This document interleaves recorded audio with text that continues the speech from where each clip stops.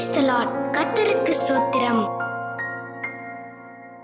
இன்றைய வசனம்.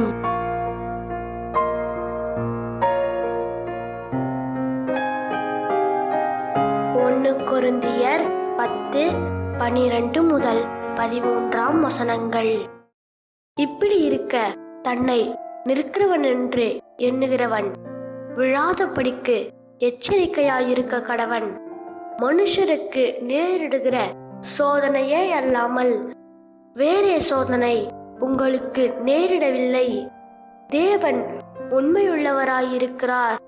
உங்கள் திராணிக்கு மேலாக நீங்கள் சோதிக்கப்படுகிறதற்கு அவர் இடங்கொடாமல் சோதனையை தாங்கத்தக்கதாக சோதனையோடு கூட அதற்கு தப்பிக்கொள்ளும்படியான போக்கையும் உண்டாக்குவார்.